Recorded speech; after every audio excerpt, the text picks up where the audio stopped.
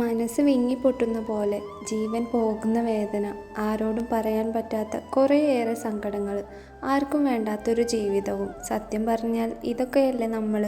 പിന്നെ എങ്ങനെ മരണത്തെ സ്നേഹിക്കാതിരിക്കും?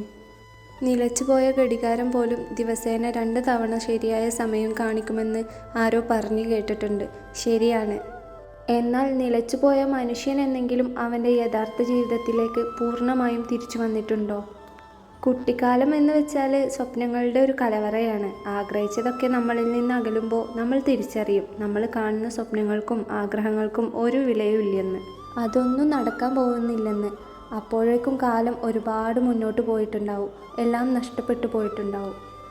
തോൽവി വിജയത്തിന് മുന്നോടിയാണെന്ന് പണ്ടാരോ പറഞ്ഞു കേട്ടിട്ടുണ്ട്. പക്ഷെ അദ്ദേഹം പറയാൻ മറന്നുപോയ, അല്ലെങ്കിൽ പറയാൻ വിട്ടുപോയ ഒരു കാര്യമുണ്ട്. ചിലരുടെ ജീവിതത്തിൽ തോൽവി ഒരു അവസാനമാണ്. ആ തോൽവിയോ ചിലർ നൽകിയ വിലപ്പെട്ട സമ്മാനമായേക്കാം. ഒരുപക്ഷെ ആ തോൽവിയിൽ അവരുടെ സ്നേഹമുണ്ട് എന്ന് വിശ്വസിച്ച് അത് 2 കൈയും നീട്ടി സ്വീകരിച്ച് സ്വയം നാശത്തിലേക്ക് അല്ലെങ്കിൽ മരണത്തിലേക്ക് നടന്നകലേണ്ടി വരുന്ന ഒരു അവസ്ഥയുണ്ട്.